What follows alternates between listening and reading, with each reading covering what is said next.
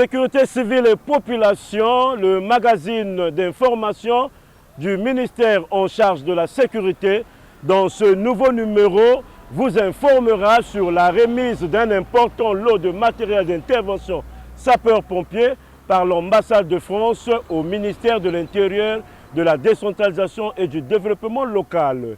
Également, nous vous informerons sur le déroulement du brevet d'études techniques, du brevet d'études professionnelles et du brevet de technicien forestier qui se sont déroulés du 27 au 1er juillet 2023 sur l'étendue du territoire. Fidèles téléspectateurs, bonjour et bienvenue dans cette émission.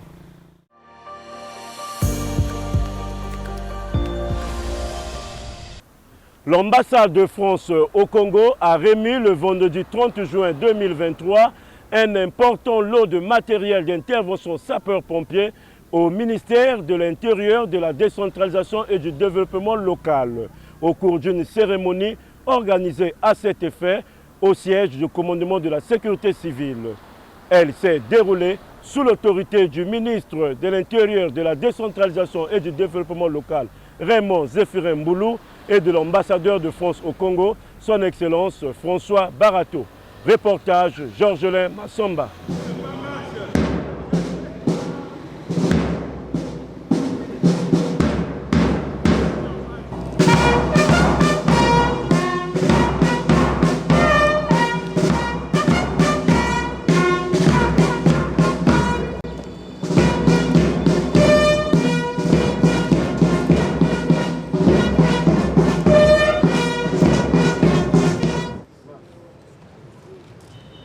C'est en présence des membres du conseil de commandement de la police nationale et du commandant de la gendarmerie nationale que cette activité de remise d'un important lot de matériel d'intervention au commandement de la sécurité civile s'est tenue.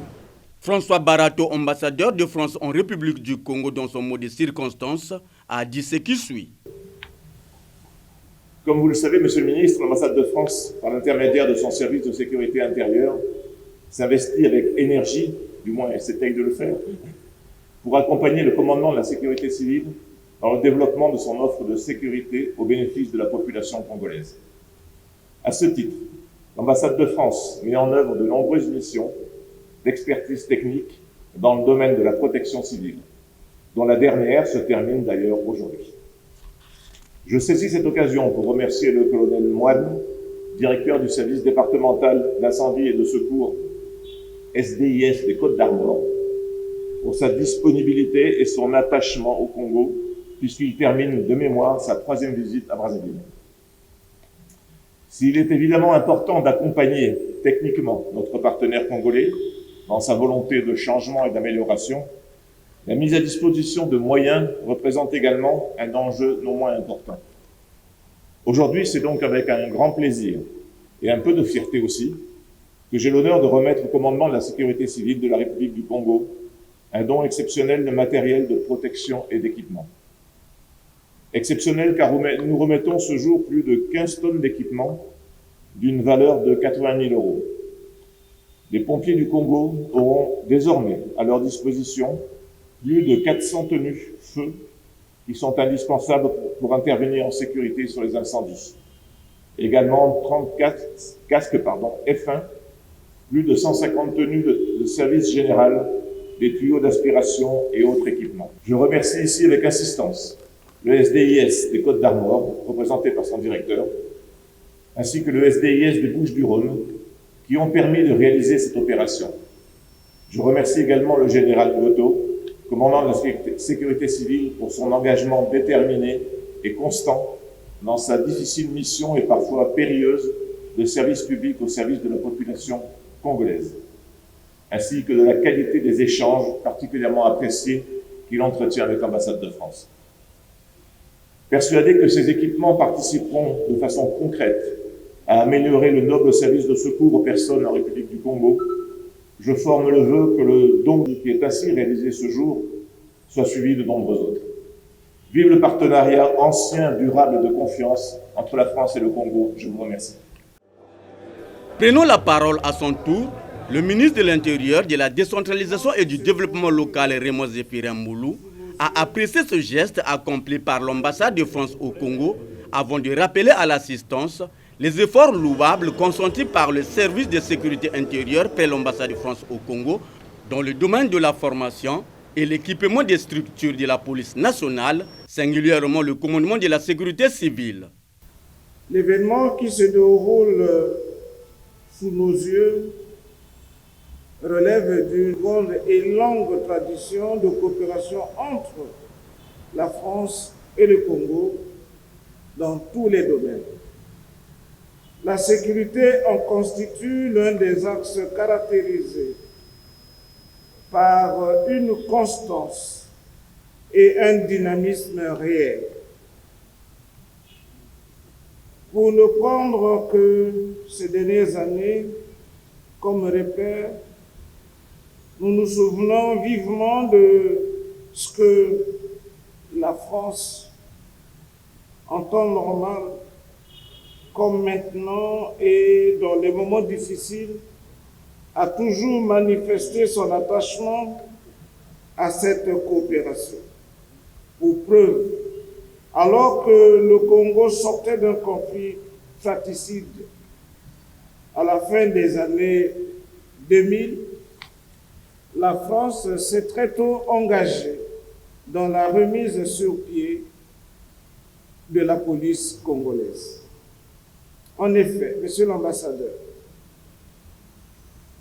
nous nous souvenons de la mise en œuvre par votre pays du projet Fonds de solidarité prioritaire, doté de très importants moyens financiers et qui avait vocation de réhabiliter les infrastructures, les équipements et d'assurer la formation multiforme des policiers congolais. La sécurité civile a considérablement bénéficié de ce projet majeur qui, grâce à l'implication des experts français, a permis sa remise en fonctionnement. Depuis, cette structure a amorcé son développement à la faveur de l'appui régulier du gouvernement qui, en dotant des moyens de tout genre, voudrait qu'elle accomplisse au mieux ses missions de protection des personnes, des biens et de l'environnement. Monsieur l'ambassadeur, nous sommes heureux de constater que la France continue d'accorder un intérêt et une attention remarquée dans l'organisation et le fonctionnement de notre sécurité civile, dont le commandement ne cesse de nous rapporter l'engagement, la volonté et la détermination que manifeste le commissaire de police Marouane, attaché de sécurité intérieure près de l'ambassade de France au Congo. Depuis son entrée en fonction, les offres de formation se sont multipliées. Il ne se passe pas une seule année sans que les sapeurs-pompiers congolais en bénéficient. Veuillez, Monsieur l'attaché, en être remercié. Il est d'ailleurs symbolique que notre cérémonie se déroule ce jour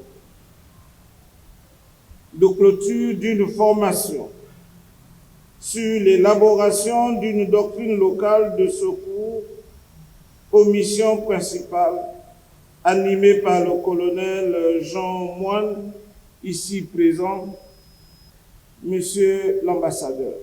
Le colonel Moine est à sa 3e mission d'expertise au profit de la sécurité civile congolaise depuis la fin de l'année 2019, où il a procédé à son audit avant d'assurer une mission de formation aux emplois opérationnels et d'encadrement, qui a permis l'élaboration de la doctrine de la sécurité civile congolaise. Je l'en remercie infiniment.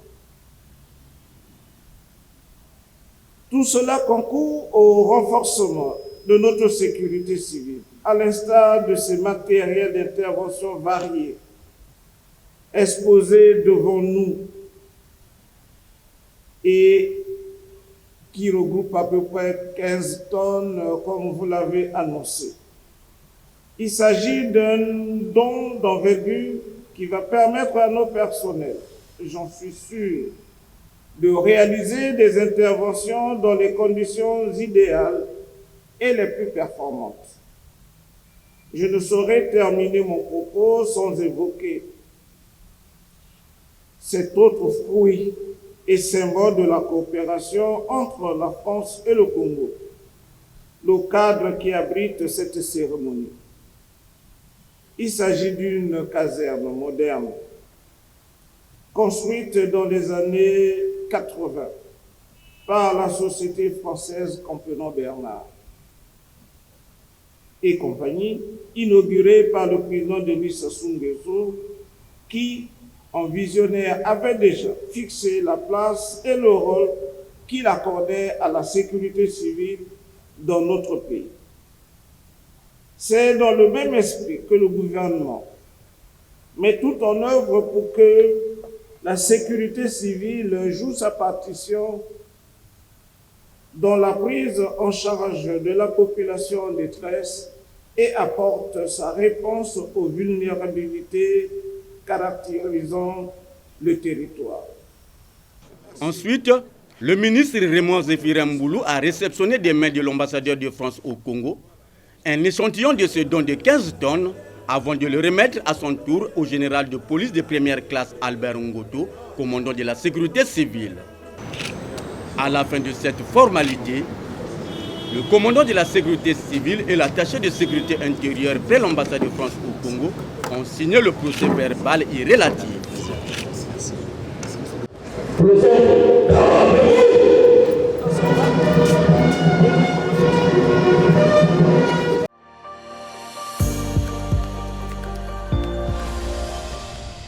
Une dizaine de personnels du commandement de la sécurité civile a été formée sur l'élaboration d'une doctrine locale de secours aux missions principales. La dite formation s'est déroulée du 26 au 30 juin 2023, animée par le colonel Jean Moine, expert français. Reportage. La connaissance générale, les dangers et les risques, la sécurité des intervenants, la construction de la réponse opérationnelle, la conduite des opérations et bien d'autres ont constitué l'ossature des enseignements reçus par les apprenants au cours de cette formation. Donc cette formation nous a permis d'élaborer un cadre juridique qui va nous permettre désormais de traiter les opérations conformément au règlement de sécurité opérationnelle. Merci au commandement de la sécurité civile parce que quand vous voulez avoir des résultats sur le terrain, il faut former du personnel. Et donc la formation du personnel de peu près de 7 ans a été au cœur donc du programme d'activité de commandement de la sécurité civile. Il y a des formations qui se font à tous les niveaux et ce qui permet aux hommes d'être opérationnels. L'aide médicale urgente. Ce sont donc les notions de base en matière de secours qui permettront aux apprenants de mener à bien les missions qui leur sont assignées, en l'occurrence la sauvegarde des personnes, des biens et de l'environnement. Je le redis, mission accomplie grâce au travail préparatoire que vous avez tous fait, un travail de grande qualité, puisque finalement, j'allais dire, nous avons quasiment touché à la marge ce que vous aviez déjà conçu ensemble. Donc moi, je salue votre implication, vos compétences, votre niveau de participation et finalement toute la richesse des échanges qu'on a pu avoir, parce que l'objectif, c'était pas évidemment de vous dire ce qu'on fait en France, c'était de vous aider à concevoir un document le plus opérationnel possible, le plus adapté à vos contraintes locales, adapté à vos moyens évidemment, pour que vous puissiez donner un cadre applicable à l'ensemble de ces missions qui sont les principales missions de sapeurs-pompiers. Donc moi je suis particulièrement satisfait du travail. On arrive à la fin du processus. L'arrêté peut être mis maintenant dans le circuit décisionnel final. Et puis, il y a une petite feuille de route complémentaire qui reste encore à achever. Mais bon, vu le travail qui a déjà été réalisé avant, bah, c'est quasiment, j'allais dire, de la rigolade hein, face à tout ce qui a été fait avant. Et donc, je ne doute pas que vous y arriverez sans aucune difficulté. Et une fois que vous aurez achevé ce travail de réalisation des petites préconisations complémentaires, mais vous aurez un cadre solide, stable, pour toutes vos activités de secours à personne. Moi, en tout cas, j'ai été particulièrement satisfait et je me permets de vous le dire, voilà, grand plaisir de travail. Voilà, bravo à toutes et à tous. Clôturant les travaux, le colonel de police Serge Pépin Itoa Poto, commandant en second de la sécurité civile, s'est exprimé en ces termes. Cette formation de si grande nécessité a pour objectif de compléter l'arrêté numéro 10907 /MESOP /cabinet du 31 août 2002 fixant les attributions et l'organisation des divisions et des sections des commandements territoriaux de la sécurité civile pour la mise en œuvre des opérations de secours et d'assistance à personne. En effet, du 26 au 30 juin, pendant 5 jours, suit la conduite managériale, bien sûr, de l'expert français en la personne du colonel Moine, 15 personnels de notre structure ont été sensibilisés et mieux édifiés sur les avantages de ce thème. Naturellement, tout porte à croire que ces enseignements seront mis en exergue pour l'amélioration de notre rendu. À ceux qui ont pris part à cette formation, je les exhorte à intérioriser ces acquis professionnels dans l'intérêt du service. Une fois de plus, pour ces échanges fructueux et enrichissants, les participants se joignent à moi pour vous remercier très sincèrement, colonel Moine, pour ce travail bien accompli. Ainsi donc, je dirais tout simplement qu'au nom du général commandant la sécurité civile, je déclare clos le stage de formation sur l'élaboration d'une doctrine locale de secours aux missions principales.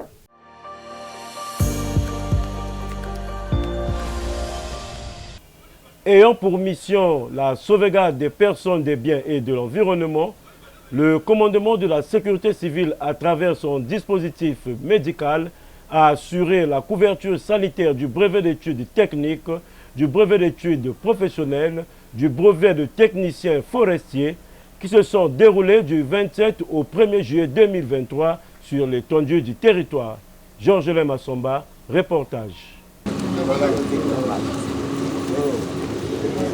Composé des médecins, des infirmiers et des secouristes avec des ambulances comme moyen de secours, le dispositif médical de la sécurité civile était présent dans les différents centres d'examen pour la prise en charge des candidats et des personnels commis à l'organisation, la surveillance et la sécurisation des 10 examens. Joseph Moukila et Armand Bokangé, respectivement directeurs des examens et concours techniques et président général des jurys, se sont exprimés sur l'apport de la sécurité civile. Aujourd'hui, effectivement, c'est le lancement des brevets. Il y a le brevet d'études techniques, le brevet d'études professionnelles, plus le brevet de technicien forestier à Mont-Saint-Jean. Et nous voyons effectivement que tout a bien démarré et que tout est bien organisé et nous sommes donc confiants. Et les sapeurs-pompiers, comme le nom le dit, ils nous rassurent et c'est une bonne collaboration parce que nous sommes très flattés pour leur présence parce que partout où nous sommes passés, ils sont là et ils sont prêts justement à venir au secours et nos enfants en difficulté, même du personnel. Donc nous sommes très satisfaits de la présence des sapeurs-pompiers dans les centres. Nous sommes arrivés, il n'y a pratiquement pas de candidats égarés et les sujets ont été distribués, tous les enfants, chacun a reçu sa copie à la première épreuve et nous constatons qu'effectivement la collaboration est là. Effectivement, quand il y a des examens, ces enfants-là sont toujours sécurisés, mais lesquels les sécurisent? Les sapeurs-pompiers et d'autres corps médicaux certainement qui viennent à la rescousse. Sinon, ça va dans l'ensemble. Nous sommes très contents de constater que nos collègues sont là et voilà, ça nous fait une joie. Plusieurs pathologies présentées ont été prises en charge. Donc, comme mon équipe, nous on couvre le centre 3, puisque nous sommes l'équipe 3. Voilà, donc c'est comme ça que nous sommes repartis. Donc, en bas, puisqu'il y a un centre, le centre 2, il y a une équipe qui est là, qui couvre. Et nous, ici en haut, il y a 2 centres, donc le centre 3 qui nous sommes et le centre 1. Il y a aussi 2 groupes. Jusqu'à présent, si on fait une totalité, depuis le premier jour, on pourra dire que nous sommes à une cinquantaine de cas. Et surtout le premier jour, on a fait pratiquement 34 cas. Mais la majorité était des cas des personnes qui venaient pour des céphalées, des vertiges, des fièvres et tout ça, qui étaient forcément dû au stress de l'examen. Et au fur et à mesure qu'on avance, les patients diminuent parce qu'ils s'habituent à l'atmosphère de leur examen et tout. Donc le stress diminue et on reçoit de moins en moins de cas. Parce que les cas qu'on a reçus le premier jour et aujourd'hui ne sont pas identiques comparé au nombre. Mais on a en tout cas tout le matériel possible pour les symptômes vite fait. Et si jamais on avait un cas grave et tout, qu'on ne peut pas contrôler sur place, au moins on a une ambulance qui est en bas et qu'on peut référer dans les hôpitaux qui sont plus proches. Mais sinon, la majorité des cas qu'on reçoit, ce sont des cliniques qui sont très simples. C'est bien pour la population congolaise, pour ceux qui viennent, pour les enfants qui viennent faire ces examens-là avec les stress, qui ont des symptômes et tout causés par le stress, des diarrhées et tout ça qu'on peut gérer vite fait. Voilà, donc c'est ça l'importance. D'où, en tout cas, on les prie de vraiment nous soutenir dans ce sens-là, de vraiment nous aider à ce que nous aussi on réalise notre travail sans problème et tout, pas seulement pour les élèves, mais aussi pour le personnel qui est là. Là, c'est la dernière épreuve, je ne me sens pas bien au niveau du ventre, j'ai les douleurs abdominales. Je ne sais pas qui a appelé ici. Tout à coup, ils sont venus là-bas, là où j'étais là-bas. Ils m'ont pris, ils nous ont amenés ici. Maintenant, je me sens bien. Non, quand même, ça va, je me sens bien aussi. La femme est arrivée, elle était en fait très fatiguée, elle présentait des douleurs au niveau du ventre. Donc, on l'a pris, on l'a allongée parce que elle ne pouvait plus composer. Donc, nous avons essayé de la donner des forces, de la perfuser. Et puis, dès qu'elle s'est reprise, elle est retournée en classe pour aller continuer en fait ses examens. Ici, nous avons eu beaucoup de cas des maux de tête, des douleurs des maux de ventre, beaucoup de diarrhées. Nous avons traité beaucoup de cas. Il y a eu des cas aussi un peu graves qui ont été traités ici, mais nous avons pris en charge et puis nous avons permis à ce qu'ils aillent encore composer. Et c'est une très bonne initiative parce que moi-même j'ai été étudiant et je sais à quoi les candidats sont confrontés. Et à cette époque-là, on n'avait pas parfois besoin de ça. Vous savez, le stress. Il y a certains qui quittent chez eux sans manger, se disant que arrivé sur le terrain, je dois avec le stress, donc ils ne mangent pas. Donc, parfois, il y a de mauvais résultats, d'autres tombent, d'autres ne savent pas comment faire. Il y a d'autres qui ratent l'examen. Or que ce centre a permis à certains de ne pas pouvoir avoir cette chance de pouvoir continuer, de pouvoir être pris en charge, de pouvoir gérer le stress parce que c'est pas seulement le côté médical, on est là aussi le côté psychologique. Il y a d'autres qui sont choqués et là on leur remonte le moral et pour continuer. Moi je pense bien que c'est une initiative qui a vraiment de l'impact en fait aussi sur les résultats aussi, je le dis.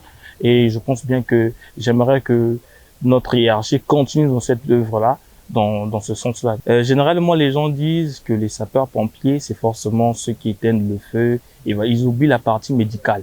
Alors, à ceux-là, j'aimerais dire que nous sommes là, ici, là, pour venir gérer beaucoup de choses. Il y a le côté sanitaire aussi.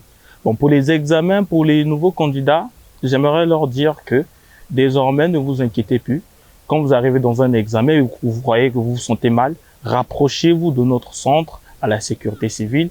Je sais que lors des examens, certains d'entre vous ne mangent pas, certains d'entre vous passent leur temps à lire et ils présentent des migraines.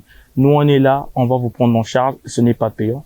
Notons que ce dispositif poursuivra sa mission pendant le déroulement du brevet d'études du premier cycle, BPC, qui se déroulera sous peu.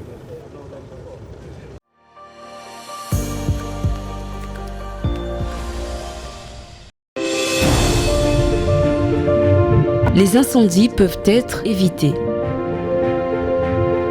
Voici nos conseils.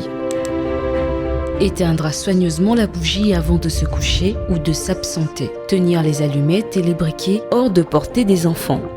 En cas de fuite de gaz, aérer le local ou la pièce. Et surtout, s'abstenir d'appuyer sur tout interrupteur au risque de provoquer une explosion. Ne pas approvisionner son groupe électrogène en fonctionnement. Ne jamais laisser le fer à repasser branché ou allumé sur le lit, sur la moquette ou à côté d'un tissu. Éviter les branchements électriques hors normes. Débrancher tous les appareils sous tension avant de s'endormir. Disposer d'un extincteur adapté au type de feu. En cas d'incendie, donnez l'alerte immédiatement aux sapeurs-pompiers en appelant gratuitement le 118. Attaquer l'incendie avec les moyens de fortune en attendant les secours. Pour tout cas d'urgence, appelez gratuitement le 118. Votre sécurité, notre préoccupation. C'était un message du ministère en charge de la sécurité. Voilà, fidèles téléspectateurs, c'est par cet élément de la couverture sanitaire du brevet d'études techniques et autres par le dispositif médical de la sécurité civile que nous mettons un terme à ce nouveau numéro du magazine Sécurité civile et population. Supervision, commandement de la sécurité civile, prise de vue Georges Massomba, réalisation Emar Bouka. La suite au prochain numéro.